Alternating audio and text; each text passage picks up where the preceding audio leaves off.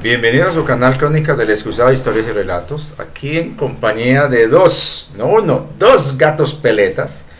Al señor mayor que está allí y al más pequeñito. Los veteranos del canal conocerán y recordarán al más pequeñito. O sea que esto viene con chancla. No se preocupen. Ya saben que tenemos de esas chanclas acolchadas que son muy suaves para poder no dejar marcas, sino un pequeño y ligero ardor en el orgullo. Bueno, hoy sería Recuerdo Celular 24. Se va a llamar Tartaria Será.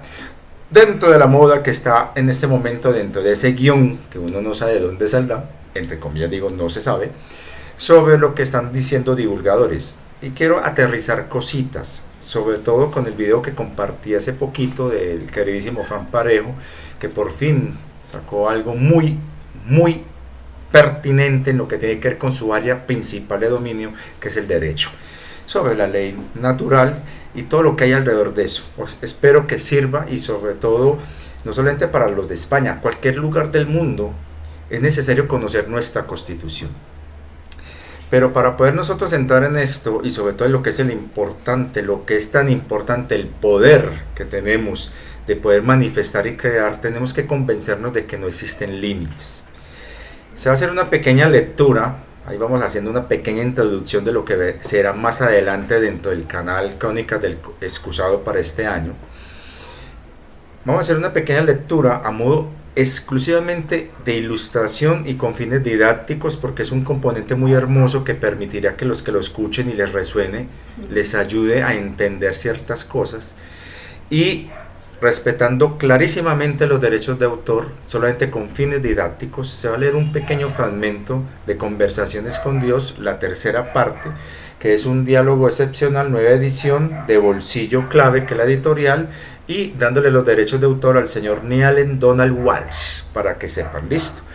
Y por el derecho haremos una pequeña introducción para que escuchen una voz maravillosa, y más adelante irán descubriendo quién es esa personita en otros videos que iremos a trabajar.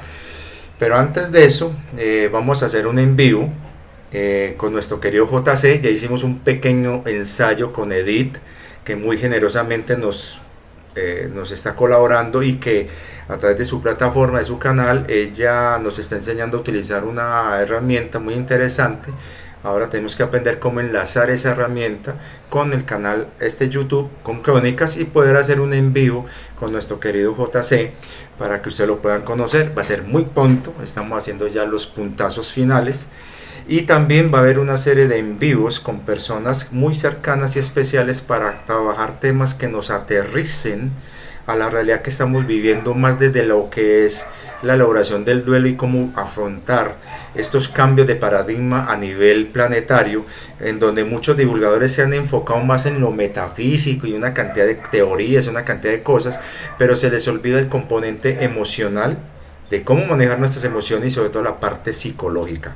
Entonces, a efectos de ilustración de lo que vamos a hablar acá en este video, les dejo esta maravillosa voz y una pequeña, cortísima reflexión. Tienes el micrófono, señorita.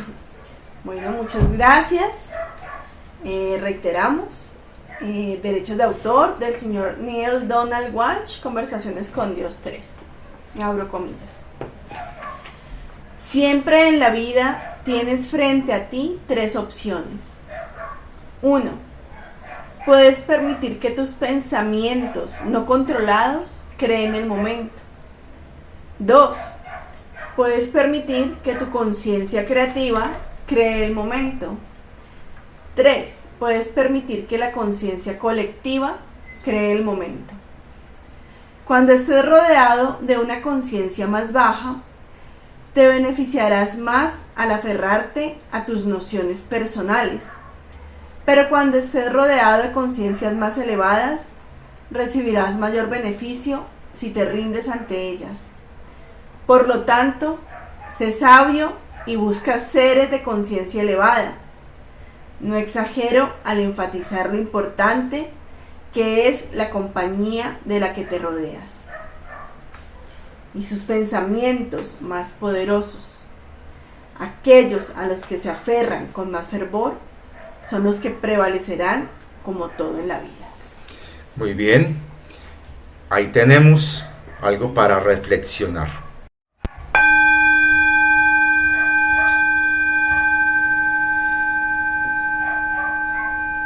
Espero que esa parte ilustrativa con fines didácticos les ayude a muchos a entender que no es darle la espalda a las bajas vibraciones o alejarte de lo negativo como muchos New Age pregonan, sino saber que eres dueño de tu propia energía y de tu propia frecuencia.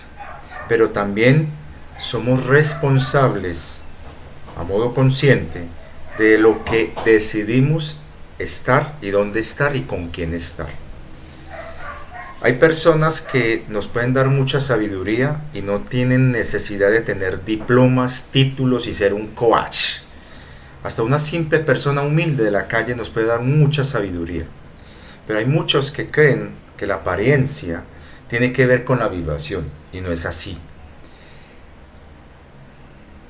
Debemos ser sabios nosotros mismos de saber resonar y atraer a aquellas personas que con su conocimiento nos ayudan a crecer, ser ejemplo para otros incluso, sin forzar nada, y eso es clave. Y creo que es muy importante que no nos convirtamos en esas ovejas que son fácilmente arriadas por esos lobos que se disfrazan de perros ovejeros, ofreciendo una cantidad de cosas que a la final solamente generan ilusión y expectativas. Son vendehumos.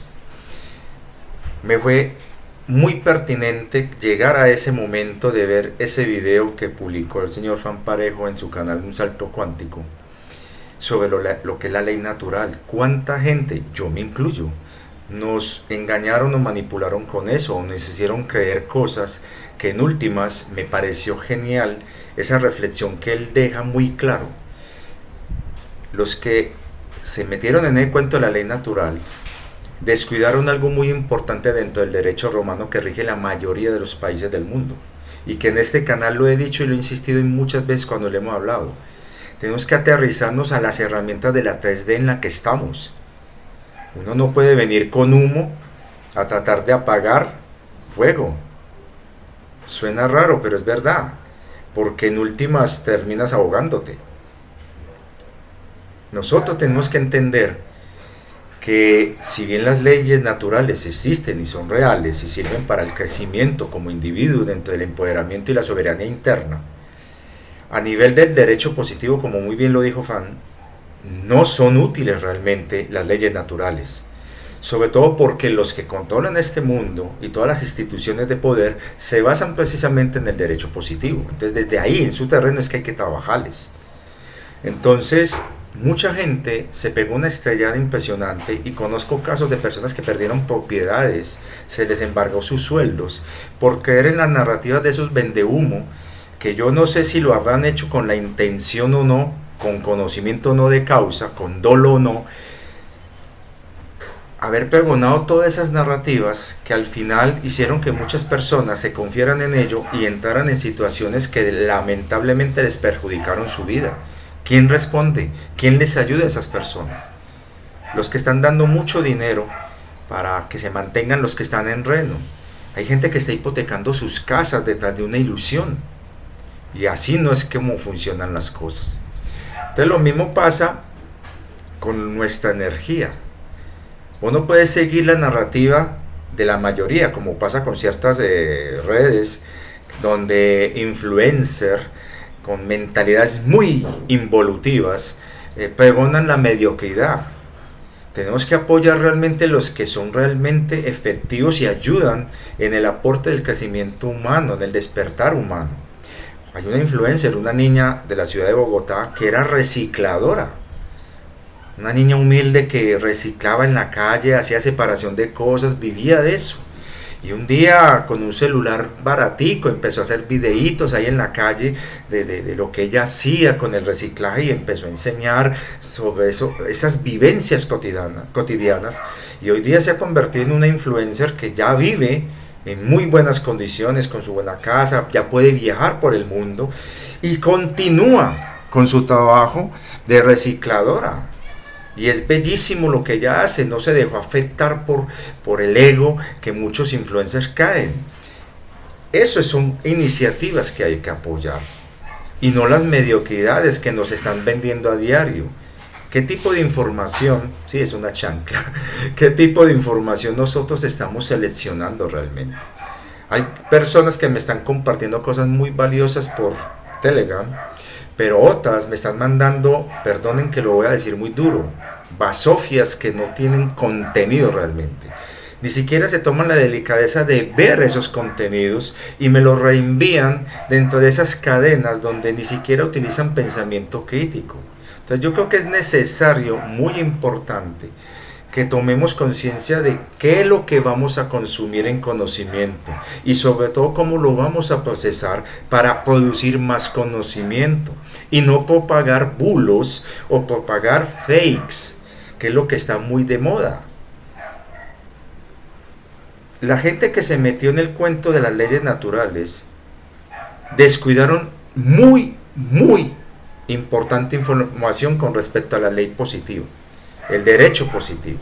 Prácticamente los que pregonaron esa parafernalia de las leyes naturales y sobre todo con el tema del reseteo y el GESARA, lo que hicieron fue prácticamente, entre comillas, castrar mentalmente a las personas a la hora de defenderse ante un sistema que se basa en el derecho positivo. Nos dejaron indefensos y en eso tiene toda la razón el señor Frank. Y aparte de eso, facilitó que las personas no recurrieran a la Carta Constitucional de sus países para poder establecer precedentes ante narrativas en las que con el cuentico de usar leyes y dizque en estados de emergencia nos violaron nuestros derechos. Yo como profesor de ciencias sociales enseñé muchas veces en los colegios que el Estado social de derecho, el Estado de derecho, que son dos figuras que son similares pero no iguales, establece algo en común, nuestra relación con el Estado como sujetos. Ojo con eso, el Estado también es un sujeto. No se puede imponer. Pero es que esa falacia que nos han engañado y mentido y impuesto, donde dice que los gobernantes y los políticos, nosotros les tenemos que servir a ellos, cuando no es así. Y tampoco es que ellos nos sirvan a nosotros, tenemos que trabajar en junto. Por eso es que es tan importante las veedurías ciudadanas. Conocer la norma, conocer la constitución de nuestros respectivos países, conocer las herramientas básicas del derecho positivo para defendernos ante situaciones. En Colombia están los derechos de petición, las acciones de tutela, las acciones populares, entre otras herramientas. Entonces hay que tener en cuenta que ¿qué es el GESARA? El GESARA no está basado en la ley natural, como nos lo han vendido. Está basado en principios económicos reales. No se inventan el dinero en el aire, ni la riqueza en el aire. Están basados en los activos existentes en el planeta y en el sistema solar, al cual tenemos derecho. Una vez lo expliqué aquí sobre el tema de la comunidad mayor. Entonces, mucha gente no puede caer en ese sofisma y necesitamos mente, pero también espíritu, pero aterrizados con los pies en la tierra. Entonces, no podemos descuidar las herramientas que nos pueden ayudar a contrarrestar las acciones de los chungos en los entes de control, en las instituciones, que ellos tienen amplio conocimiento de cómo manipular eso. Tenemos que jugar también en sus mismas reglas. Mire, ahora se olvidó todo el mundo de lo que está pasando con las protestas de los agricultores, como si no hubiera pasado nunca, o lo que está pasando en la Franja de Gaza. Entonces hay que tener en cuenta que para poder, digamos, confrontar el tema de lo que está pasando con la violación de derechos humanos en esa zona del mundo, no podemos hablar de que paz y amor, ellos son reptilianos y que son seres que están actuando a favor de Enlil. No, tenemos que hablar desde el derecho jurídico internacional, la ley positiva. Hay una violación de derechos humanos, desde ahí hay que trabajar el asunto. Si un político nos está robando, hay que hablar desde la ley lo que es un peculado, lo que es una apropiación indebida de fondos, y desde ahí presentar la denuncia. Pero no podemos estar, como hacen muchos coaches de la New Age, a ablandarnos. Como he dicho en este canal, ser neutros, más no indiferentes, no ser pasivos. Mismo pasa, y muy bien lo dijo el querido Fan, con los terraplanistas. Pónganse a mirar en qué momento apareció esa narrativa y mire con qué está relacionada. Y lo que hay detrás desde el punto de vista psicológico, ese nihilismo de creer en la nada. O sea, nada se resuelve con nada. O sea, dejemos las cosas así, en una resignación. Y eso no es así tampoco. Cuando uno se pone a mirar el planeta, los hechos, no podemos desconocer los hechos simplemente por la fantasía de alguien que dice estar basado en evidencias. ¿Cuáles evidencias? Desacreditan a la NASA, desacreditan las agencias internacionales de astronomía, de geofísica y una cantidad de cosas para validar algo basado en ¿qué? En textos antiguos. Ahí tampoco podemos caer en las narrativas. ¿Qué es lo que hay detrás realmente de fomentar el terraplanismo, por ejemplo? No estoy hablando de personas, que hay gente muy querida ahí, gente muy inteligente. Estoy hablando de la idea, de la ideología. Entonces esa doctrina, ¿qué es lo que busca? Hacer que nosotros en el fondo, al final, no quedamos en nada. ¿Y eso a quién facilita el trabajo? ¿A quién le facilita tomar control de nosotros? Si nos volvemos pasivos, no creemos en nada y creemos que lo que hay después es la nada, entonces ¿para qué insistir si no hay nada? Van entendiendo por dónde van las cosas. Y al final está también el hecho de lo que fue Tartaria. Y aquí es donde me voy a entrar ya al video. Y ya dejemos la chancla a un lado, que la gente se aburre con eso.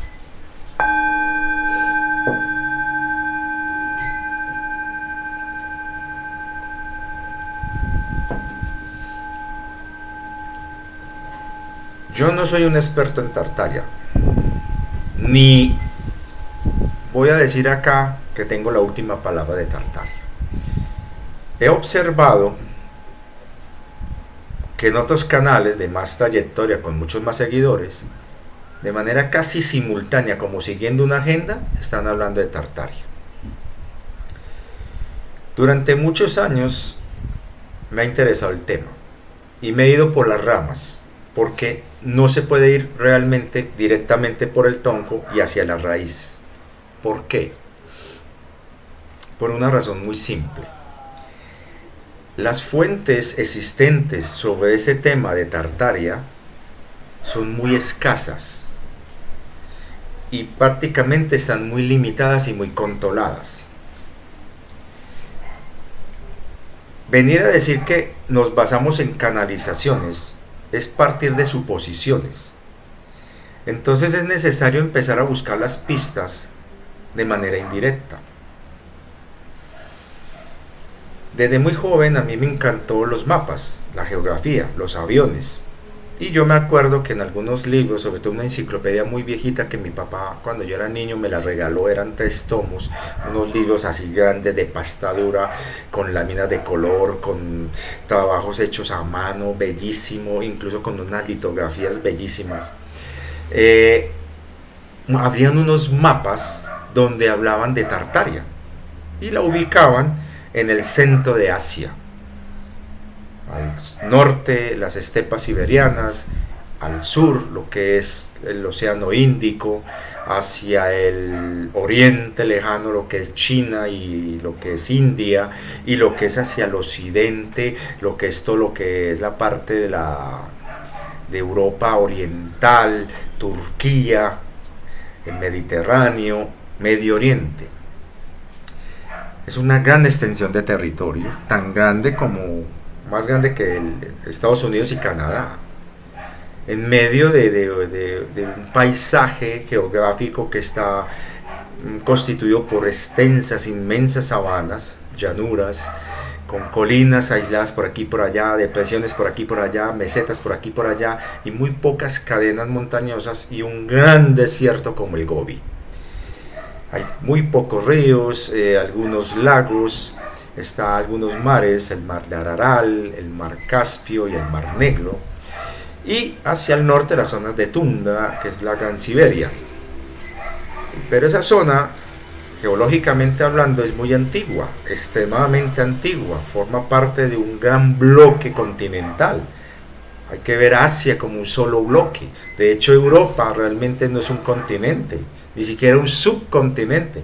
Es una protuberancia del gran bloque asiático. Entonces, y eso va a herir el orgullo de mucho europeo, pero es que desde el punto de vista geológico es así. De hecho, buena parte de las tierras europeas, al menos de lo que es la zona mediterránea, en realidad no es Europa, es África. Es que está chocando contra ese fragmento de Asia y del bloque ártico. Entonces, cuando hablamos de Tartaria tenemos que ubicarnos geográficamente. Entonces, eso sería lo que sería el territorio tártaro. Cuando estuve en el Escorial, allá en España, y tuve la fortuna de entrar a esa gran biblioteca, tuve la oportunidad de ver mapas originales, algunos en esfera, otros en plano, algunos del siglo XVI, algunos del siglo XVIII, donde claramente se ve alusión a Tartaria. No es una invención, es un hecho histórico, existió Tartaria y se ubicó en un gran territorio, pero ya hablar de la cultura, de la sociedad y de las comunidades tartarianas ya es otra historia. A nivel geográfico sabemos que existen unas delimitaciones existentes en mapas muy viejos, incluso estos mapas del siglo XVI están basados en mapas más viejos, incluso desde la época greco-romana, de la Grecia helénica y la Roma republicana. Estamos hablando de ya hay embozos. De hecho, se sabe que ya en la época tardía de la República Romana ya habían contactos con China. Eso ya se sabe. Ya había un contacto, incluso los chinos ya habían oído hablar de los latinos, de los romanos. Lo mismo que los romanos sabían de ellos. Eso no es leyenda ni mito, es algo histórico. Entonces, ¿por dónde fueron ellos para llegar a China? Recuérdese que dentro de lo histórico, China fue el primer país que se reconoce como nación y país y como Estado, después de la unificación de los reinos guerreros en torno a la figura del mítico emperador Qin, que dará inicio a la dinastía china. Entonces, Qin, creo que es el nombre de él. Entonces, el famoso rey dragón. Entonces, cuando uno se pone a mirar que ya hay alusiones en esa época de lo que era Tartaria, pero lo más extraño es que hay muy poquísima referencia. De hecho, hablando después con alguien que conoce mucho el tema del Escorial, me comentaba que allá la biblioteca, allá no dejan tomar fotos, pero lo que vimos y lo que pudimos registrar en la memoria mental es impresionante, la información que hay, y lástima que no lo dejan a uno quedarse ahí mucho rato porque ellos saben que no se puede. Me contaron que está la biblioteca visible, la que se puede ver, no tocar, pero ver, pero que hay una biblioteca ahí también que solamente muy pocos tienen acceso a ella, donde sí hay textos muy viejos, incluso algunos son copias de otros más viejos, donde sí hablan de aspectos sociales y económicos de lo que era Tartaria, pero que eso era conocimiento que solamente estaba al alcance de unos pocos y sobre todo de la realeza de la época. No es de extrañar que el gran rey que mandó construir el gran Escorial, el señor haya tenido conocimiento de esa información, y como él era el rey planeta, entonces él quería de pronto iniciar algún tipo de contacto o intercambio comercial con estos pueblos, pero hasta ahí llega la información. Entonces, que venga alguien a hablar a decir que Tartaria, la verdad revelada, pues es muy atrevido y muy arriesgado. Sobre todo porque, insisto, la información es muy escasa. Se sabe que en la biblioteca del Vaticano, en la parte pública, digámoslo así, sí hay algunas alusiones de algunas cartas muy antiguas de época papal, de allá también de la Edad Media Alta, donde hacen referencia de contactos con gobernantes y soberanos de esos territorios. Pero no hay mucha alusión. Algunos teóricos hablan de que posiblemente en la biblioteca ya no pública, la que está bajito del Vaticano, sí hay una alusión directamente sobre eso, Pero aquí es donde viene la pregunta del millón. ¿Por qué tanto misterio? ¿Por qué tanta desinformación y tantos fragmentos y tantos gurús que hablan de aquí y de allá sobre ese tema?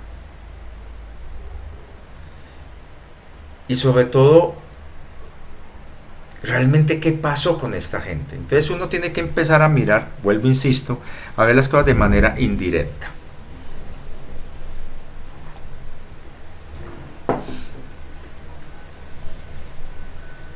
Empecemos con algo muy elemental, cifras de población.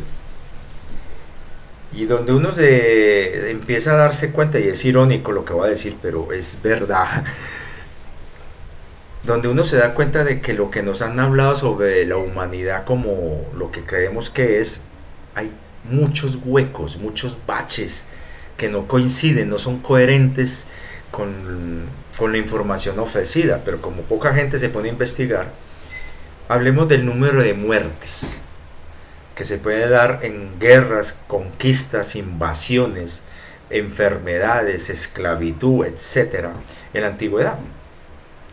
Y las cifras son asombrosas.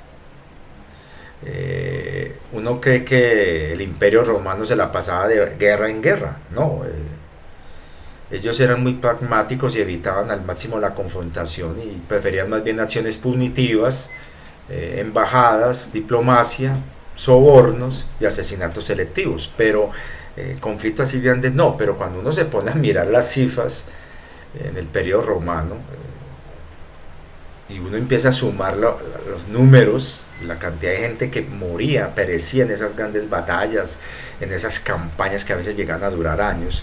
Se habla que, por ejemplo, con Julio César alrededor de unos 3 millones de britanos perecieron en esas campañas que hizo Julio César por esos territorios.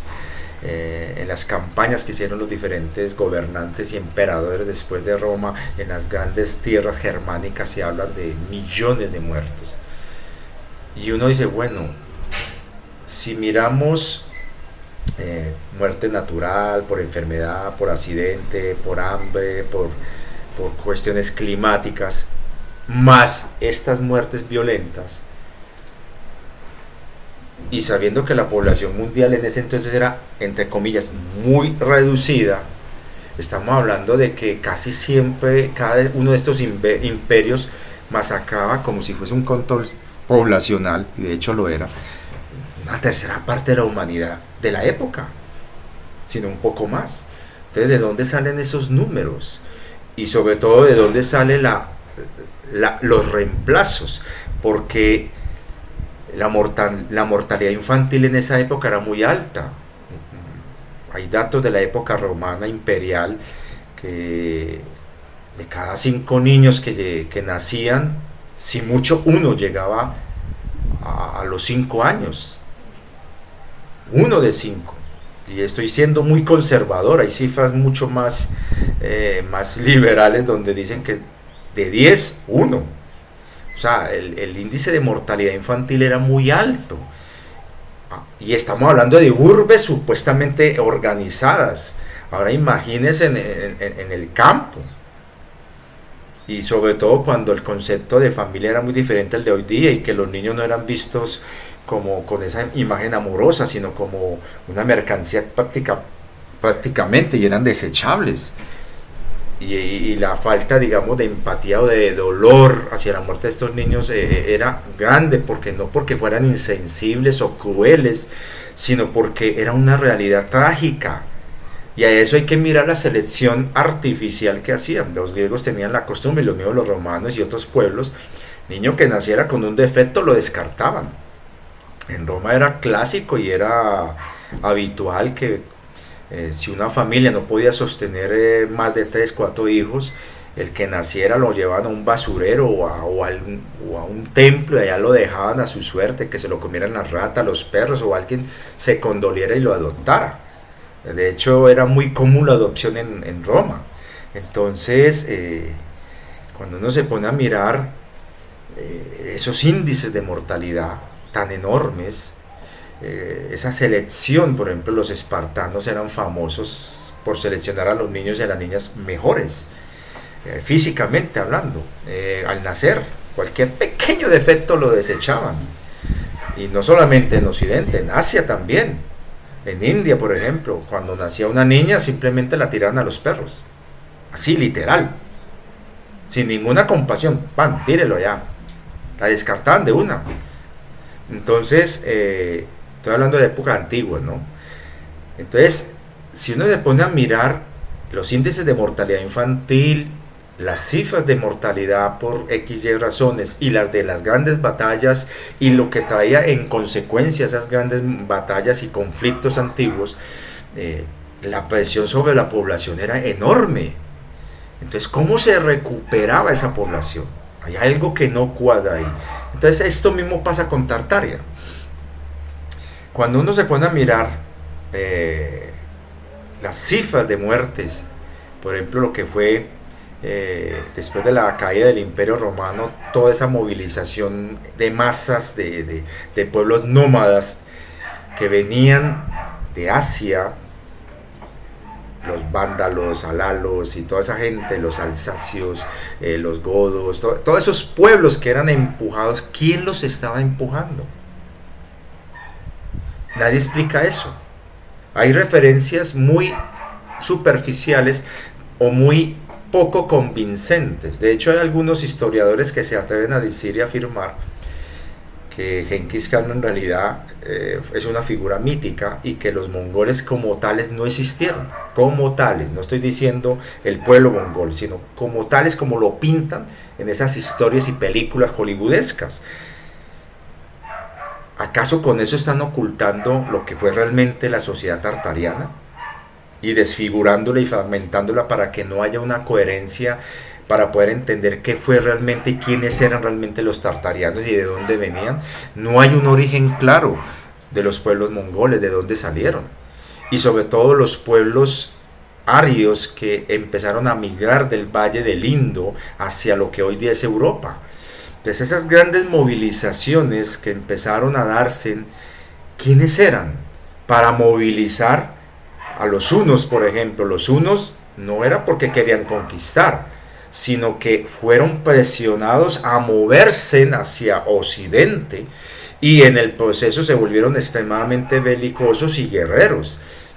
¿Qué pueblos fueron los que empezaron a presionar, por ejemplo, a los imperios? Hay que mirar, por ejemplo, hasta dónde se extendió el imperio babilonio y persa, el imperio heleno. ¿Hasta dónde? Cuando uno mira los mapas antiguos, esos imperios bordeaban toda la zona, todo el centro de Asia, pero no la tocaban. ¿Por qué? Y no es que haya puros desiertos allá hay tierras muy fértiles. Entonces, ¿qué es lo que había en esa zona? Entonces, desde el punto de vista geológico, esas grandes extensiones de tierra, bajo la época de las glaciaciones, estuvieron cubiertas por glaciares gigantescos que abarcaban millones de kilómetros cuadrados y con kilómetros de altura. Eran unas verdaderas aplanadoras. Lo mismo pasó con el centro de Estados Unidos. Entonces, desde Alaska, desde Canadá hasta el Golfo de México, toda esa zona está aplanada. De hecho, en la película La Era de Hielo, la primera parte hablan realmente de un hecho real que ocurrió.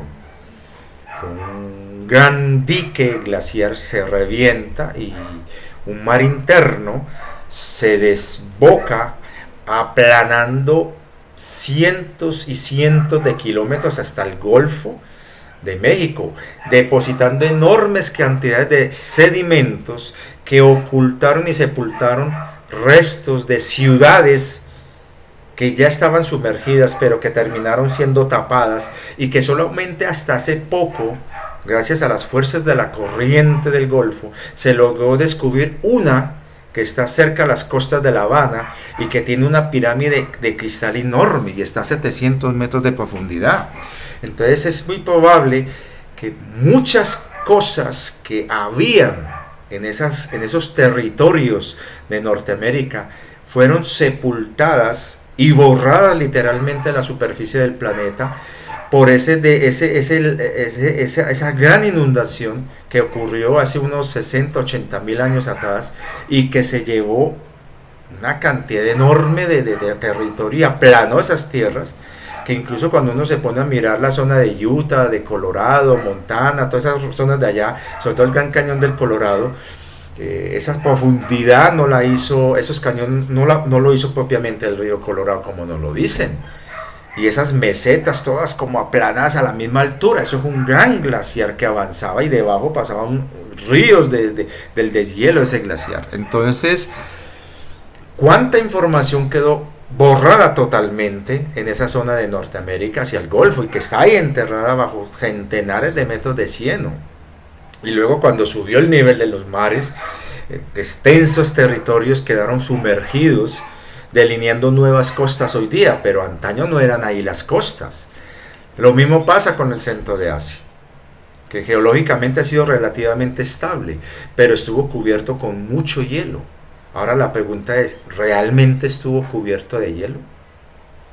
Hay evidencias que demuestran que sí, pero no en todas partes. Quizás en ese territorio se desarrolló una gran civilización y que por los procesos de los deshielos enormes se generaron grandes lahares de lodo y cieno que sepultaron bajo centenares de metros otras ciudades, otras evidencias arqueológicas que para poderlas encontrar se necesitan tecnologías que desafortunadamente están en manos de los controladores. Entonces cuando uno se pone a analizar esto y uno pregunta ¿dónde está entonces la Atlántida? ¿Dónde está por ejemplo Tartessos? ¿Qué sucedió con Tartessos? ¿Qué pasó con Tartaria y toda esa vaina? Lamentablemente, y en eso sí hago una pequeña corrección a mi querido Efam, es muy posible que esas grandes inundaciones que se dieron en diferentes periodos de la, digamos, de la historia reciente humana se debió en parte a los grandes deshielos glaciales y una cantidad de fenómenos que se dieron entre comillas naturales y que quedó sepultado bajo, sí, centenares de metros de lodo. Eso se ve por ejemplo en Tiwanaku, en Bolivia, hay evidencias. De hecho las ruinas de Pumapunco es una pirámide invertida que está sepultada bajo decenas de metros de lodo. ¿De dónde vino ese lodo? Y hay lugares en muchas partes de Europa donde se ve también esa evidencia, sobre todo en Francia. Entonces es muy probable que haya sido algo similar a lo que pasó y que narran en la película La Era de Hielo 1, sobre esos descongelamientos enormes que se dieron, que aquí una vez lo dijimos en un video, obedeció a las guerras termonucleares que se dieron entre lemurianos y atlantes, y también dentro del conflicto de los señores del cielo entre Anunnakis y Anunas. Entonces muchas cosas sucedieron y quedaron sepultadas. Y vuelve y uno pregunta ahora en este momento, nos hablan de que está ocurriendo que la Tierra se está poniendo más caliente, pero hay ya informes científicos donde están avisando que hay dos posibles fuentes de ese aumento y no es propiamente la humanidad la responsable. Una es externa, que tiene que ver con el Sol y con el clima solar, en donde estamos dentro supuestamente de los restos de una supernova. El sistema solar está ingresando sobre eso. Y también ese fenómeno está alterando el ciclo dinámico del interior del planeta. De hecho, se está viendo que se está calentando desde abajo hacia arriba. Entonces, ¿será que hubo antes un fenómeno de esos? Y eso es cíclico y que posiblemente eso también propició que se bajaran los niveles de los mares, aumentaran los niveles de los hielos y una cantidad de cosas y viceversa. Y ahora salta una pregunta que viene a contradecir lo que se está dando como narrativa oficial. Si es verdad lo que están diciendo las narrativas oficiales, toda esa agua que se está derritiendo, ¿para dónde se está yendo? Yo me acuerdo cuando asistí a conferencias donde mostraban las predicciones del señor Al Gore. Decían que para el año 2010 muchos lugares del mundo, sus zonas costeras, iban a estar bajo muchos metros de agua. Y cuando uno ve las Malvives, esas islitas por allá en el Pacífico, Sí ha habido aumento del nivel del mar, pero no para estar sepultados bajo el agua. De hecho, están construyendo resorts y glamping y hoteles allá. Pues sí se está viendo un aumento en el nivel del mar en todo el planeta, pero no de metros, sino de centímetros. Entonces, ¿qué es lo que está pasando realmente? ¿Para dónde se está yendo esa agua? Y lo más extraño, y por ahí estuve leyendo unos informes, estaban hablando de que antes las masas de hielo en la zona antártica y en la zona ártica aumentaron y van varios años consecutivos aumentando en vez de disminuir. Entonces, ¿qué es lo que está sucediendo realmente? La actividad en Islandia es muy diciente de que viene de abajo y está ocurriendo algo. Entonces, para no distraernos, el punto es que es posible que eso se haya dado antes y hubo erupciones volcánicas poderosísimas antaño que generaron grandes trastornos a nivel mundial. Entonces, cuando uno se pone a mirar, vuelvo con el tema de Tartaria, uno ve las fronteras de los imperios más grandes de la antigüedad, babilonio, persa, helénico, y bordean esa zona del centro de Asia, pero no irrumpen adentro. ¿Por qué? Incluso cuando uno ve la expansión de China antigua, sucede lo mismo. Incluso, por acá tengo un dato muy interesante, el famoso Tamerlán, conquistador, líder militar y político, fue uno de los grandes sultanes que empezó en el siglo XIV a expandir el Islam hacia Oriente, y si bien fue un gran mecenas de las artes y del desarrollo social y cultural bajo el mandato de este Tamir, fue impresionante, de este gobernante, también fue claro y notorio su extrema crueldad. Cifras conservadoras hablan de que en los 8 años que duró la expansión territorial de su imperio hasta que se consolidó, alrededor de 17 millones de personas murieron. Cifras no conservadoras la remite a 30 y 50 millones. Y estamos hablando de una época donde supuestamente en ese periodo del siglo XIV aproximadamente, siglo XIII, XIV aproximadamente, la población mundial era de 200 a 300 millones de habitantes. Entonces estamos hablando de que este tipo arrasó con una enorme cantidad de población. Y la cuestión es, ¿qué tipo de ejército debería haber tenido este tipo para haber arrasado con decenas de millones de personas? Y es uno de los tantos ejemplos. Por ejemplo, en China hubo 2 revoluciones o 2 revueltas muy grandes, una alrededor del siglo VIII y otra alrededor del siglo cercano a esa época, siglo XIV, XV, y hubo una tercera, creo que del siglo XVIII, en donde el total de gente que murió por hambre, violencia y toda esa vaina asciende a los cientos de millones. Entonces, la pregunta que uno se hace es, ¿cómo se recuperaba esa población cuando tenemos índices de mortalidad infantil muy grandes? Entonces, aquí hay una pista muy importante que hay que empezar a considerar con respecto a lo que es Tartaria.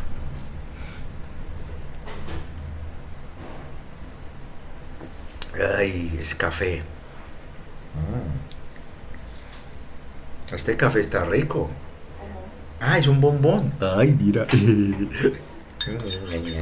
mí me encanta el bombón. Cuando lo probé la primera vez allá en España, quedé enamorada del bombón. Y esta niña es una experta para hacer bombones porque es un bombón. Me encanta el dulcecito. Ahí me disculpan el atrevimiento, pero es que es delicioso. Y sobre todo con un café amargo espectacular, que lo produce una señora por acá cerquita. Entonces, cuando hablamos de estas pistas indirectas, es cuando uno empieza a mirar, algo había en el centro de Asia que, uno, motivó de manera regular y constante los grandes desplazamientos humanos de la época antigua y durante la Edad Media, generando invasiones de invasiones, que fueron responsables de una transformación de toda la dinámica social, política y económica de lo que fue Oriente Medio, norte de África, toda la cuenca mediterránea y el mismo Europa, Inglaterra y Gran Bretaña, y que eso va a repercutir indirectamente con lo que va a ser la colonización de América. Y eso que sin contar que posiblemente América, porque hay que mirar a doña Ruth Rodríguez Sotomayor, que ella tiene una teoría muy interesante, en donde, por ejemplo, Nefertiti era suramericana, hija de un gran rey que dominó un imperio tan grande, incluso superaba al que fue en su momento, mucho tiempo después, el incaico. Entonces, aquí estamos viendo algo muy interesante, y es que algo propició un enorme desplazamiento masivo humano en todas las direcciones del centro de Asia hacia Oriente Lejano, hacia lo que es el Índico y hacia el occidente, Medio Oriente, África y Europa. ¿Qué era eso que motivó ese gran movimiento? Y fuera de eso, ante las grandes epopeyas bélicas que se dieron en esos territorios, la cantidad y el volumen de muerte producida por esas guerras habla de que había algo ahí que, si bien dicen que por ejemplo Tamerlán era su proceso expansivo de recuperar territorios que antes pertenecieron supuestamente a los mongoles, al reinado del Gran Khan, y este man lo que hace es recuperar esos territorios para el Islam, tuvo que enfrentarse con alguien ahí en el centro. ¿Con quién se estaba enfrentando para generar esas cifras monstruosas de decenas de millones de muertes? En un periodo muy reducido de tiempo, menos de 8 años que duró el proceso de expansión. Y llegó un punto donde él se tuvo que detener porque algo lo detuvo en seco. Y tuvo que hacer alianzas. Lo último que quedó del reino de este señor es Uzbekistán, creo que se llama, de territorio. Y aún hoy día hay algo misterioso allá en ese país, que está en medio de la nada, pero con una riqueza impresionante que uno no se explica de dónde la sacan. Para tener cúpulas de oro en palacios y edificios y tener ciudades enteras vacías. ¿De dónde saca el dinero y el presupuesto para tener ciudades que están en perfectas condiciones? Con agua, luz, limpias, organizadas. No hay ninguna casa con deterioro en abandono, nada. Les hacen mantenimiento. De eso vive la gente allá en esa zona, de mantener esas grandes construcciones vacías. ¿De dónde sale tanta riqueza? ¿Qué fue lo que descubrió ese señor? Un exgobernante de la antigua era soviética.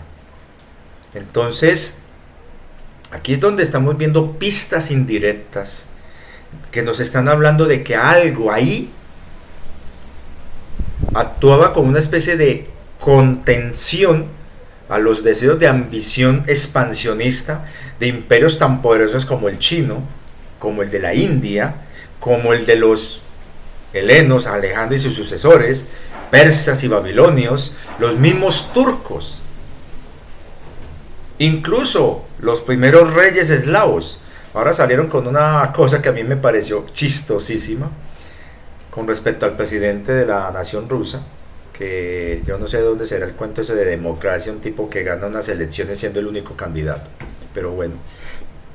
Y salieron diciendo de que él está revelando la Gran Tartaria y de qué carajos. Un momentico, él sí dio pistas muy interesantes en su entrevista con este señor Tucker Carlson, no sé cómo se llama el señor de Estados Unidos, en donde él hablaba del esplendor y la gloria del pueblo de allá de ese país euroasiático, que es la Federación Rusa, y hablaba de los pueblos que aparecerán en época muy tardía y que, presionados por algo, empezaron a moverse hacia el Mar Negro y hacia Europa. Y el hombre dijo que se iban a revelar noticias sobre esa verdadera historia.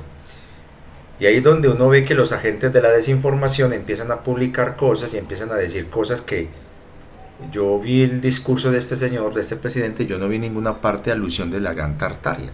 Él sí, bueno, sí hizo alusión, pero no como lo están pintando, porque le está hablando desde el punto de vista geográfico de algo que aparece en los mapas. Entonces, para que haya habido cartógrafos, exploradores, historiadores y gente, políticos y embajadores en siglos sucesivos hablando del mismo lugar, extraña mucho de que hablan de un lugar más no de su gente. Y aquí es donde viene el punto de esta larga introducción, de este recuerdo. Yo he mencionado algunas cosas aquí sobre Tartaria. No soy un erudito del tema. Me baso más en estas suposiciones y de ver las pistas indirectas que hay. Uno, algo presionó las grandes movilizaciones y las grandes invasiones, como dije, ¿no? Dos, algo delimitó de manera muy tangible las fronteras de los imperios que se expandían por todo ese mundo antiguo, pero que no avanzaban hacia allá adentro, y no era porque hubiera un desierto de por medio. Eso no es excusa. Hay que mirar que, por ejemplo, el desierto de Arabia Saudita no fue obstáculo para desarrollar las grandes civilizaciones que hubieron ahí. Y hay que recordar que el clima era muy diferente en esa época, que eso es un detalle que la gente se está olvidando. Y por otro lado, hay que tener en cuenta que hay una confusión con respecto a la historia, donde sí es verdad que hubo mezclas de diferentes épocas como si fueran una misma época. Sabemos que la última gran inundación fue en el 18.500. Lo que ocurrió después fueron fenómenos, digamos, regionales, asociados a tsunamis, a grandes eventos, digamos, de grandes tormentas por mini glaciaciones y cosas de ese estilo. Pero la última gran inundación fue en el 18.500. Hubo otros diluvios que están ahí registrados geológicamente, que abarcaron grandes extensiones del planeta, y hubo uno que abarcó todo el planeta, pero no coincide con el periodo bíblico. El único que coincide con el periodo bíblico fue regional y afectó solamente una zona específica, y que por eso es que hablan de como si fuera un diluvio universal, porque era el territorio que ellos conocían en esa época. Entonces, en unos videos hace ya unos años yo hablé aquí de una canalización que me llegó sobre que Tartaria en realidad sí existió, pero no en esta realidad nuestra. Yo he hablado de que existen 3 líneas de tiempo, una material, una psíquica y una energética, y esas 3 líneas coexisten en paralelo. 2 han sido frustradas o fracasaron porque los chungos la llevaron al extremo y se descacharon o la terminaron embarrando ahí. Y quedó una tercera, que es esta, la que estamos nosotros, en la que se está definiendo todo. Tartaria existió en las otras 2 líneas de tiempo. Y ellos desarrollaron tecnologías, porque Tartaria, como lo dije acá, se formó con los sobrevivientes de lo que fue el gran desastre del 18.500, que durante un largo periplo que llevó siglos, quizás milenios, estos se fueron moviendo hacia lo que fue Egipto, hacia lo que fue el Mar Negro y posiblemente hacia lo que es el centro de Asia, y un remanente hacia lo que fue y es América. Y se fueron constituyendo culturas diferentes con el paso del tiempo, que se fueron divergiendo, se fueron separando de sus raíces originales, dejando solamente un eco en sus historias, mitos y leyendas. Pero muy posiblemente estos sobrevivientes de la época del gran desastre Atlante se combinan también con aquellos que antes sobrevivieron a lo que fue el gran desastre de Lemuria. Recuerde que hubo una guerra entre Lemuria y Atlántida. Atlántida destruye Lemuria y los sobrevivientes lemurianos huyen hacia lo que fue las montañas, las llaman las montañas azules, más allá de las montañas azules. Y estamos hablando de los Himalayas. Los Himalayas, ¿qué hay detrás de los Himalayas? toda Asia Central. Entonces es muy posible que los lemurianos sobrevivientes, o al menos unas facciones o algunas líneas de sobrevivientes, de linajes, se asentaron algunos en lo que fue hacia el centro norte de India, y de ahí saldrían después los arios que irían a poblar toda la zona de lo que es lo que sería Europa. Ojo que estoy hablando arios no de color blanco, estoy hablando de los indoeuropeos.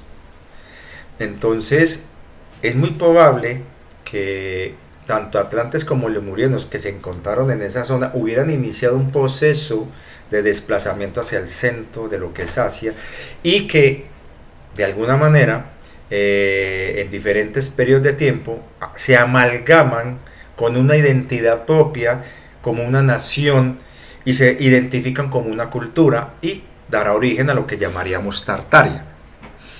En esta realidad, en las otras realidades, en esas otras dos, Tartaria es muy probable que se evoluciona como pueblos que surgen de la interacción de razas que tenían sus colonias en la Tierra o orbitando alrededor de la Tierra, y que se van a mezclar con el paso del tiempo con habitantes terrestres y con híbridos en un proceso de mestizaje que dará luego origen a un pueblo, a una civilización que va a guardar y conservar tecnologías y recuerdos de sus antiguos pasados gloriosos, y generarán todo un desarrollo que les irá permitiendo manipular portales energéticos y poder pasar las, digamos, separaciones entre realidades de esas líneas de tiempo que les menciono, y empezarán a establecer colonias. Es muy probable que la Tartaria que conocemos o hemos oído hablar en esta línea donde estamos todos nosotros, esa que aparece en esos mapas, esa que no tenemos muchas, evidencias y documentación que nos hable de ella, haya sido una colonia que fue fundada por los tartarianos de esas otras dos realidades, que manejando las líneas de tiempo y manejando los portales de pasar de una realidad a otra, hayan decidido montar colonias y representación de ellos en esas realidades en las que la Tierra coexiste, para hacer intercambios culturales, económicos y políticos, y sobre todo pisar duro para la dominación de todo el planeta como una única nación dominante. Y eso generó conflictos, roces con aquellos que ya estaban estableciendo formas de existencia derivadas de otras realidades que se fueron dando. Voy a explicarme mejor para no perdernos. En esta realidad en la que estamos, Atlántida consolidó un imperio después de destruir a Lemuria. Los sobrevivientes lemurianos huyeron hacia zonas donde no pudieran ser alcanzados por los atlantes. Y la zona que ellos decidieron colonizar o buscar refugio es hacia el centro de las grandes extensiones de tierra, lejos de los mares. Lugares donde pudieran ocultarse, ni refugiarse, ni desarrollarse. Es muy probable que en esta realidad esos sobrevivientes lemurianos, con el paso del tiempo, sobre todo aquellos atlantes que no compartían las ínfulas de poder de los grandes reyes, y sobre todo los que se degradaron, los famosos reyes brujos, hubieran iniciado un proceso de desplazamiento y de migración, y que hayan terminado llegando a estas colonias o a estos pueblos de antiguos descendientes lemurianos, y recordando sus antiguos linajes y lazos de hermandad que existieron antes del gran conflicto, les hayan dado acogida como refugiados y se haya empezado a conformar una federación, porque Tartaria fue una federación, y haya empezado a desarrollarse con unas tecnologías y con unos conocimientos en las que se mezclaba tanto la tecnología atlante como la tecnología lemuriana, y se haya desarrollado esa civilización que nosotros conocemos como Tartaria en esta realidad. esa puede ser una hipótesis. La otra es que en esas dos realidades paralelas a la nuestra se desarrolla Tartaria como una interacción y un cruce entre pueblos y colonias, tanto humanas como las que estaban orbitando la Tierra, y empezó a desarrollarse una civilización, un imperio que empezó a tomar prelación y dominancia sobre todo el planeta y llevaría a generar una serie de conflictos con esas metrópolis orbitales y esas digamos naciones, digamos la de Marte por ejemplo, y eso haya generado una serie de conflictos en las que al final terminaría siendo destruida Tartaria y que los sobrevivientes de estas realidades se hayan pasado a la nuestra y hayan buscado su equivalente, su espejo en esta realidad y hayan pedido asilo y en un momento dado hayan querido imponer las ideas que traían de esas otras realidades e inician un proceso expansivo militar, territorial de esta otra Tartaria que estaba en esta realidad y es la que va a originar el empuje de esos otros pueblos que se van a mover y desplazar hacia Europa, generando todo lo que conocemos en la historia, y que eso va a cultivar un resentimiento en los reinos que se van a formar ahí y cuyo objetivo final será la destrucción de los tártaros. Esa es otra hipótesis que estoy planteando acá y son las que estamos barajando tanto en los videos que yo ya hablé sobre este tema ya hace un tiempo acá en el canal, como lo que estoy hablando ahora, y que podría ser la explicación de por qué no sabemos ahora y por qué no hay tanta información sobre Tartaria. Es un tema muy complejo. Las evidencias de dónde yo me puedo basar. Bueno, cuando hablamos de la Tartaria de aquí de esta línea, cuando hablamos de los sobrevivientes atlantes, tartesos, hay grandes indicios de que eran sobrevivientes de Atlántida. Los grandes pueblos que hay en Birmania, la gran historia de Tailandia, son los sobrevivientes de lo que fue Lemuria.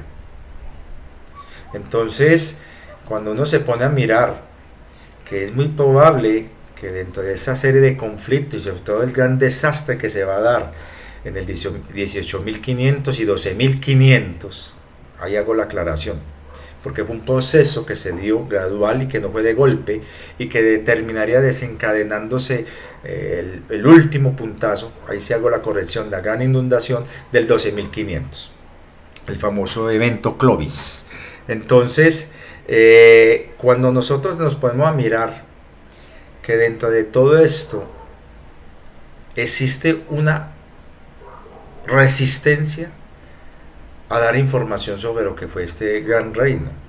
Y yo me inclino a creer esto. Los que tienen ahora el poder y los que han escrito la historia guardan un gran resentimiento contra esta gran nación que fue la que originó todos esos desplazamientos que generaron todas esas transformaciones de todo lo que ha sido Europa y todo lo que es norte de África, y que generó un resentimiento que cuando Tartaria fue creciendo y llegó un periodo de estabilidad y de relativa paz, los tartarianos empezaron a fundar embajadas que desde ahí empezaban a transformar las ciudades donde estaban esas embajadas en todo lo que es Europa, y eso no gustó a los gobernantes de ese momento e inician un proceso para irlos sacando.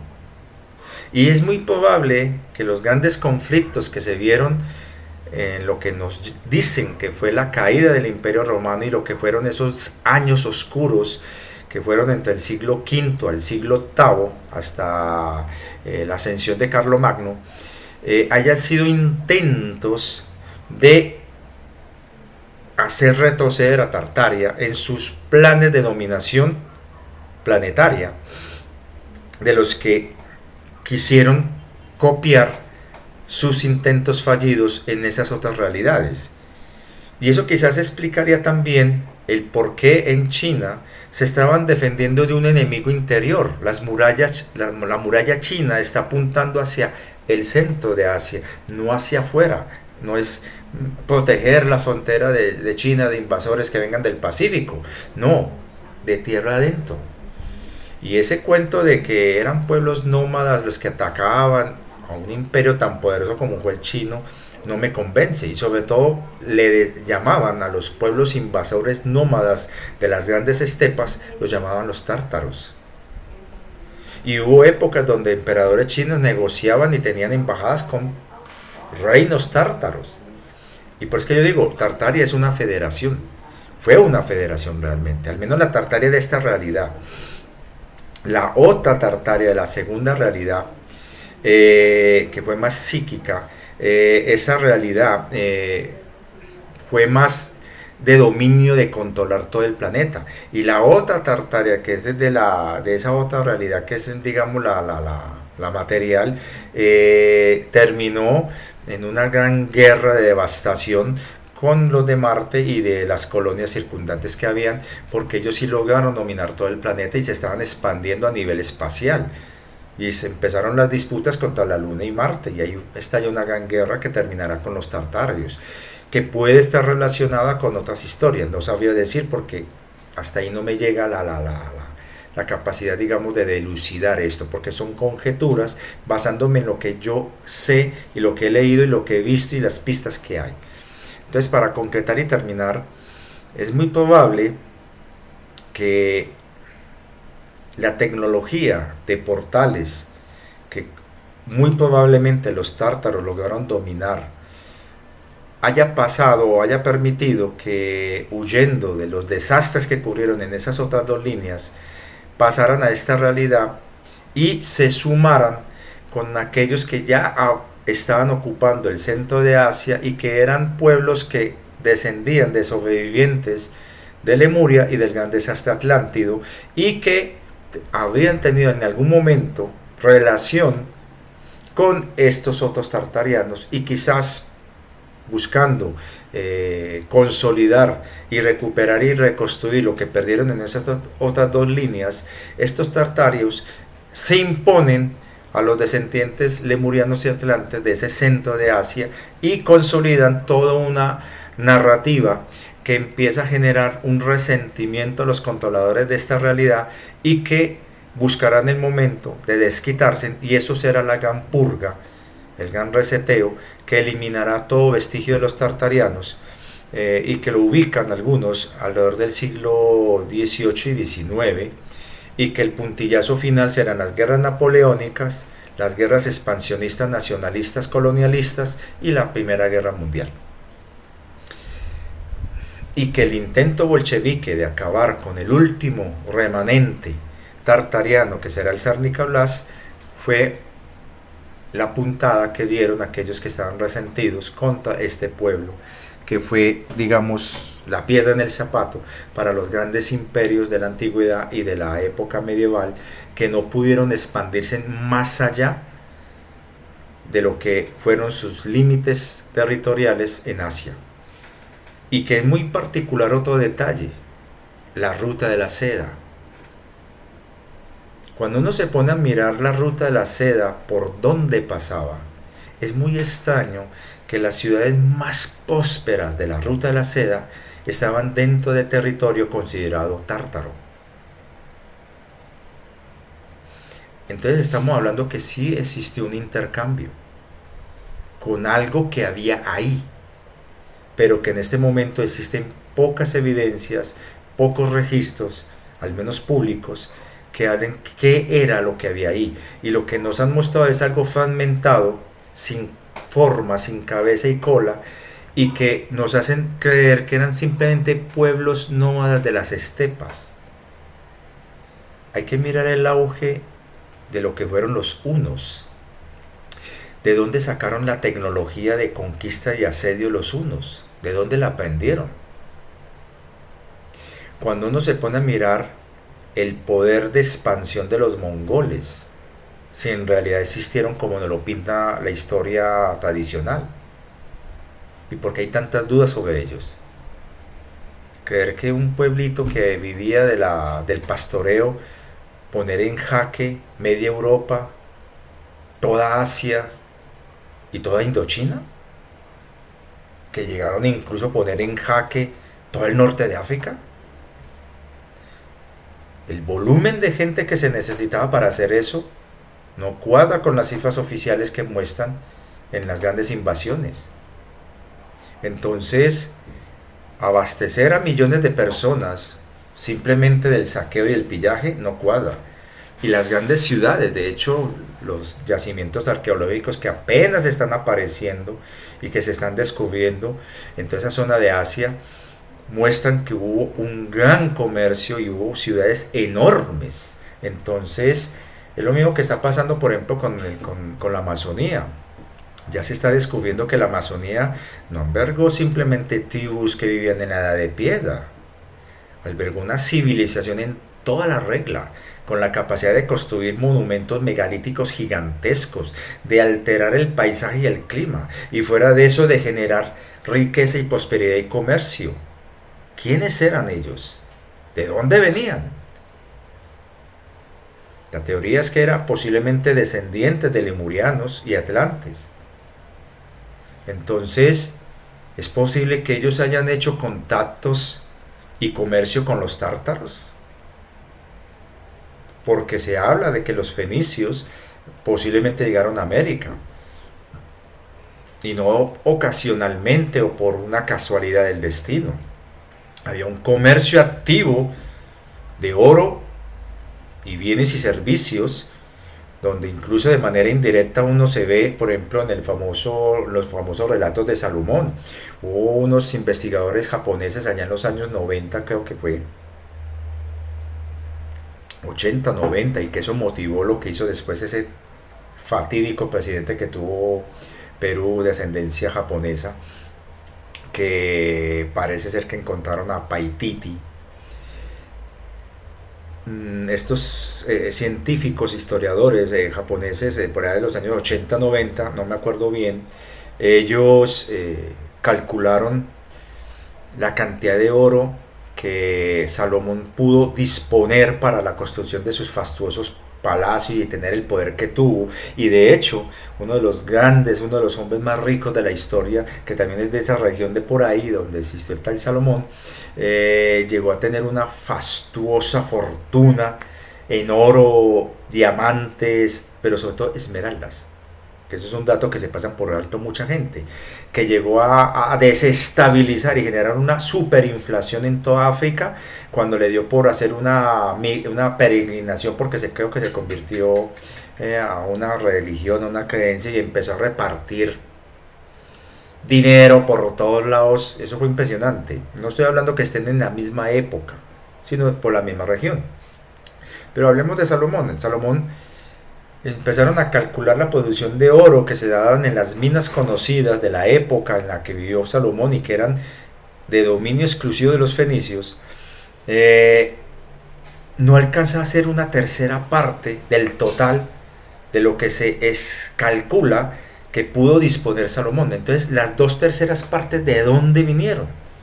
Y está el Golfo de Paria, el Golfo de Paria en Venezuela, que está reportado lo que se encontró ahí. Creo que en el primero o segundo, creo que en uno de los últimos viajes de Colón, se habla del Golfo de Paria y se habla de las minas que se encontraron y de encontrar indígenas con rasgos muy diferentes a los indígenas de otras zonas que ellos conocieron ahí de esa región, que tenían rasgos mestizos. Algunos eran incluso de tez clara, de ojos claros y de cabello rubio, y hablaban de antiguos navegantes que llegaron ahí y que enseñaron y explotaban y sacaban oro de esa región.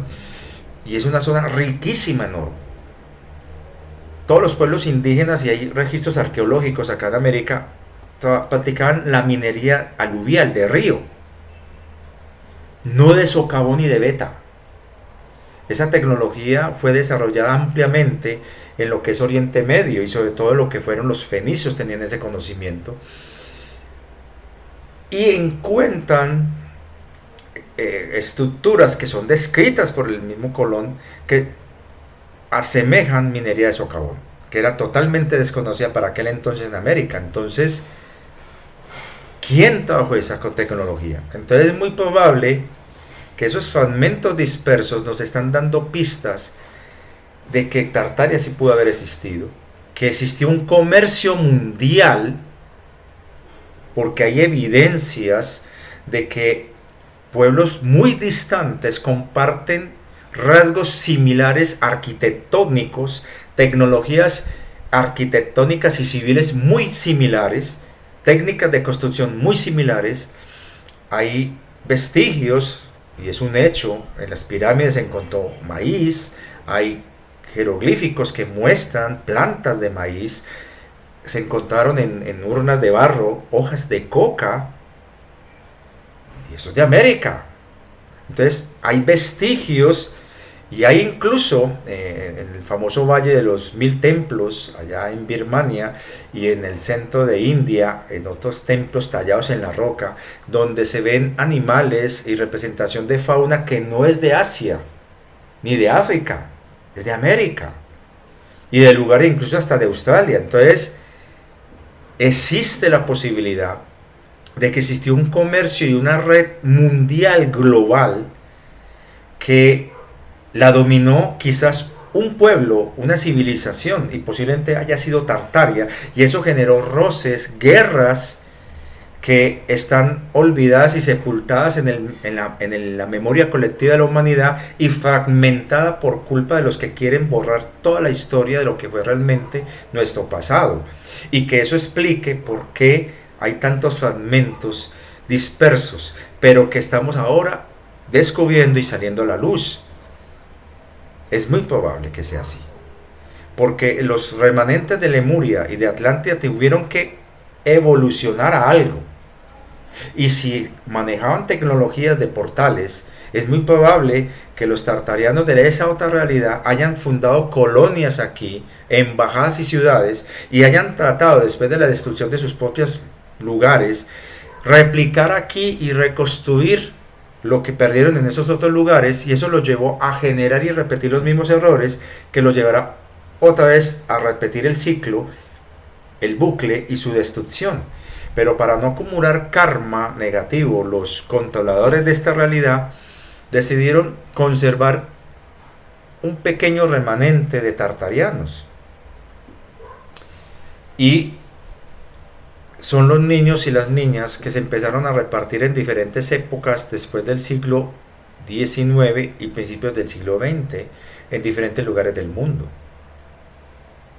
Entonces es muy probable que más pronto que tarde se empiece a develar algún tipo de evidencia que demuestre realmente que eso que parece desconectado y no formar parte de un entramado global planetario, en realidad sí estaba unido, porque la famosa ruta de la seda, las grandes evidencias que se están viendo en la Amazonía, lo que se está descubriendo en Norteamérica, lo que está empezando a aflorar, a verse en Birmania, en Tailandia, en toda esa zona de Camboya, en el sudeste asiático, lo que China no ha querido revelar, pero que está saliendo a la luz, sobre todo en Gobi, lo que está apareciendo, las megaestructuras que están apareciendo en lo que es Siberia, lo que hay bajo el agua que se está descubriendo en el Golfo Pérsico, en el Mar Rojo, en el Mar Negro, en el lago Titicaca, en el Golfo de México también, en qué otras partes, en Barbados, en Bahamas, en Japón, en el Mar de la China, lo que está apareciendo en el Índico, en Madagascar. Todo eso está demostrando de que hubo una red planetaria y que hubo tecnologías muy avanzadas que quedaron olvidadas, borradas de la memoria colectiva y en poder de unos pocos para mantener el control y evitar que se produjera lo que ellos tanto temían, de que esta gran nación Tartaria hubiera propiciado un gran despertar colectivo que nos hubiera ayudado a la ascensión planetaria, liberado el planeta, y que los controladores no podían darse en el lujo de permitírselo, y por eso generaron mini reseteos para poder borrar todo recuerdo y memoria de este pueblo, y que en últimas quizás nosotros seamos descendientes de tartarianos. ¿Por qué lo digo? Yo no me creo esa historia de que uno de cada 3 hombres en el planeta desciende de Genghis Khan. Para mí Genghis Khan es una figura que se inventan, puede ser real, pero tal vez su uso fue para otro fin, para ocultar el hecho que muy posiblemente el mestizaje, la hibridación que se dio en todo el planeta de mano de los tártaros, sea que nosotros, los hombres, todos descendemos, la gran mayoría, no de un Genghis Khan, sino de un pueblo llamado Tartaria. Puede ser. Y que lo que está saliendo a la luz, por ejemplo las famosas momias de 3 dedos, también esté reflejando la posibilidad de que aquí existieron colonias de seres de otras realidades o de otros mundos que coexistieron con nosotros. Y que en el proceso de mestizaje y hibridación existe la gran posibilidad que en esta línea, una de las razones de por qué hay que salvar esta realidad es para que no se pierda este proceso de mestización y hibridación que existe, que está generando una nueva especie humana que puede servir de base para la 9ª raza, que es la que va a iniciar el proceso de expansión cósmica universal, que eso será mucho más adelante, pero que se está dando ya el embrión. El proyecto EVA, que no puedo decir mucho sobre el tema. Y voy a terminar con esto. Ahorita el 8 de abril va a haber un eclipse muy particular. Es un eclipse total, pero tiene una particularidad este eclipse total. Viene acompañado de un cometa que lo llaman la cabeza del diablo, porque su forma pareciera que tuviera cuernos desde la perspectiva que se está observando. Su coma, o sea su cola, pareciera que fueran 2, formando como una especie de cuerno, o cuernos. Como muchos pueblos antiguos, y ese conocimiento se perdió y se convirtió en leyendas y mitología, pero no cambia el hecho de que pueblos muy antiguos desarrollaron tecnologías y conocimientos muy importantes y muy avanzados, como fue el maya. Es muy probable que los mayas, que tenían la costumbre de identificar marcadores astronómicos y estelares, en los que identificaron que tenían cierta sincronicidad y relación con fenómenos sociales y culturales, y ellos hicieron una serie de predicciones utilizando esos astromarcadores, esos fenómenos celestes que ellos observaron, y que vieron que existían una relación entre estos fenómenos naturales con fenómenos metafísicos y espirituales y místicos. Es muy probable que algo vaya a ocurrir para esos días, sobre todo con México. ¿Por qué? Cuando uno se pone a mirar la historia de Montezuma, poco antes de lo que ocurrió, él vio un gran cometa en el cielo y poco antes hubo un eclipse. Y mire lo que ocurrió en México con la llegada de Cortés y toda vaina, que coincidió con esos 2 fenómenos y que ya estaba predicho incluso en los códices aztecas y mayas, y que por eso él entró en una gran depresión Montezuma, porque él supo que esa predicción, esos 2 indicadores astrales, energéticos, astronómicos, estaban validando algo que ya estaba profetizado a nivel energético espiritual, y eso lo llevó a esa depresión de saber de que todo ya estaba, pues no se podía cambiar, y que quién sabe, y bueno, el problema es que él no tenía la sabiduría, digamos, a pesar de que fue un hombre muy inteligente, pero él se dejó llevar mucho por lo que pasa con mucha gente que es fanática religiosa, y no cayó en la cuenta de que las profecías son para que no se cumplan. Para eso es una profecía, para que no se cumpla. Te dicen, esto puede pasar, para que te des cuenta y haz lo necesario para que no ocurra, cuando son negativas sobre todo. Y él entra en una depresión. Hay un eclipse y luego un cometa. Entonces él dice, hijo de madre. Y claro, se predispuso para facilitarle la tarea a Cortés. ha habido fenómenos que han marcado caídas y grandes desastres. Por ejemplo, en Roma, cuando se da poco antes de la gran caída de Roma, que fue gradual, y sobre todo en el peor año para vivir en el planeta, que fue creo que en el año 500 y algo, estuvo asociado con un eclipse y con un cometa también. No sé si ocurrieron simultáneamente. Pero el punto es que los controladores y los que tienen el conocimiento de lo oculto, ellos saben que esas astroreferencias, esas estelares referencias, marcan pautas que inician movimientos energéticos que, si saben canalizarlos, pueden serles de su provecho. Por eso es que hay que mantener la vibración alta, y por eso se leyó lo que se leyó al inicio de este video, para que ustedes tomen conciencia. México va a ser el país donde va a ser visible ese cometa y también el eclipse solar. ¿Qué irá a ocurrir? ¿Qué tendrán preparados los chungos que les gustan de jugar con esas energías a su provecho, porque son energías neutras? También las podemos usar nosotros para nuestro propio bien y beneficio. Entonces, ¿qué irá a pasar por esos días?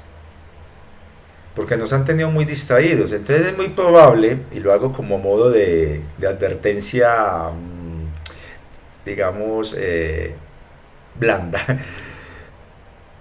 no faltará los divulgadores que empiecen a hablar de esa fecha y de empezar a mostrar toda una parafernalia. Vio que teníamos la razón, vio que esto va a ser así, esto va a suceder, nosotros ya lo habíamos dicho, fuimos los primeros, bla bla bla. Muy atentos a lo que van a estar publicando los que al parecer siguen esas agendas y esos guiones preconcebidos, como que hablan de lo mismo. Miren lo que va a pasar, y sobre todo antes del 8 de abril, miren qué narrativas están ahora dominando, como preparando la antesala, y miren lo que van a publicar por esos días y después. Anoten todo eso. Pero algo sí sé, y se los puedo asegurar: no es gratuito que este eclipse, que va a ser muy visible, sobre todo para Norteamérica, para la zona de México y sur de Estados Unidos, algunas ciudades de acá de Colombia será parcialmente visible. Ese eclipse va acompañado de un cometa, y siempre en la metafísica y sobre todo en la alquimia y en la alta magia, estos fenómenos estelares son referentes a eventos que ya han sido vaticinados y que muy pocos tienen el poder de tener acceso a ese conocimiento y lo utilizan para sus fines, provechos y agendas. Pero algo es muy probable ocurra durante esos días y posteriormente, y que busquen direccionarlo a su beneficio, a sus agendas. Y ahí la importancia de mantenernos siempre con la vibración alta, para no seguir ese juego y no alimentar esas agendas con nuestra energía y nuestro libre albedrío. Tenemos el poder de nosotros canalizar esas energías para nuestro mayor bien y sumar, no lo olviden. Dejamos ahí. He hablado de temas que es un recuerdo, sí, son recuerdos fragmentados que tengo. De Tartaria, yo he tratado de ver si he tenido alguna reencarnación ahí. Creo que no, porque no me suena, a mí no me lata personalmente, pero sí he tenido reencarnaciones alrededor de esos territorios, y que he participado en esas luchas contra este pueblo. Es quizás por eso mi curiosidad de querer saber qué pasó realmente ahí, y por eso lo vengo investigando y tratando de encontrar información fidedigna desde que era un niño, sobre todo cuando yo personalmente, lo digo como un recuerdo mío de mi infancia. ¿Por qué mi papá me dio esa enciclopedia que hablaba de Tartaria? Porque yo hablaba, sin saber de eso, de Tartaria. Yo hablaba de un pueblo montado a caballo. No que fueran tartarianos, sino que yo andaba en caballo y que luchaba contra ese pueblo. Y yo hablaba de los tártaros. Y mi papá me consiguió esa enciclopedia y un libro de mitología griega, porque los griegos hablan del inframundo, del Tártaro. Y qué relación tan particular con Tartaria y el inframundo. ¿No será que están evocando esos portales que permitían pasar de una realidad a otra? ¿No será que Tartaria en realidad viene de otra realidad, huyendo también de algo que ocurrió en esa realidad y que trató de replicar algo acá y al final le salió el tiro por la culata, y que quizás las divisiones internas lo llevó a una confrontación que terminó con el paso del tiempo a que, a modo de venganza, los pueblos que se vieron afectados por ellos decidieran borrarlos de la historia y de la faz del planeta, y que solamente dejaron unos pocos con una especie de lavarse en karma y como recordatorio de que eso no vuelva a ocurrir, y que quizás nosotros descendamos de ese pueblo. Entonces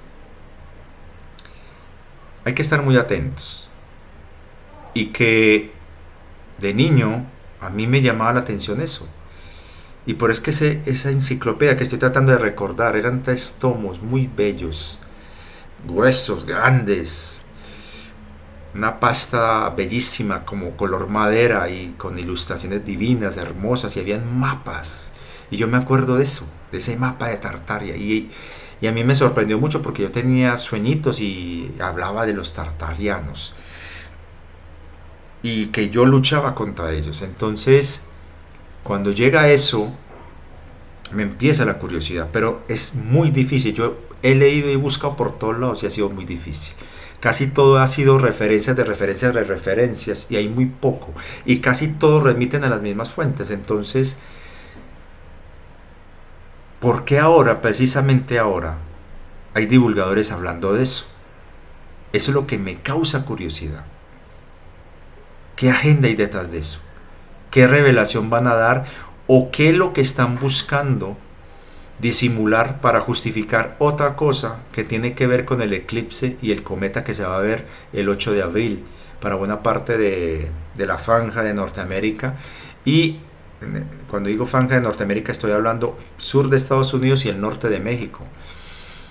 Y es muy particular que precisamente por estas fechas se esté dando ese fenómeno y tenga relación con algo que ocurrió hace mucho tiempo en México.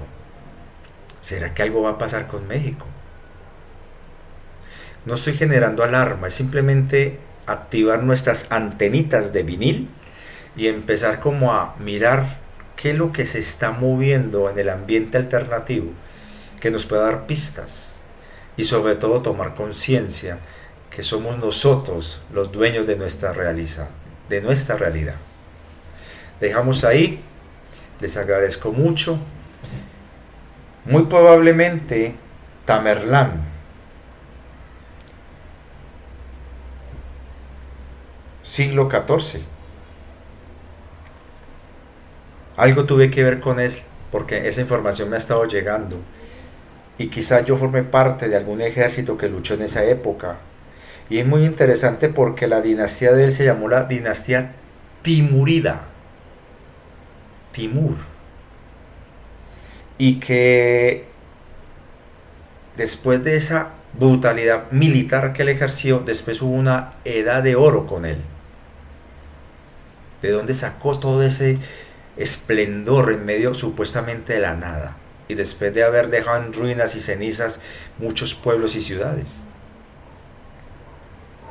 De todas maneras, ahí les dejo el dato y espero que sirva de algo. No olviden darle a este canal, y aparte de eso, sí, apóyenme, apoyen el canal los que puedan hacerlo. Con mucha gratitud de antemano se los agradezco. Y así estamos haciendo pequeños Gesaras. Y se los agradezco mucho porque tengo un sueño y espero que la Divina Fuente a través de esta oportunidad me lo permita hacerlo realidad. Muchas gracias y hasta la próxima, nos vemos.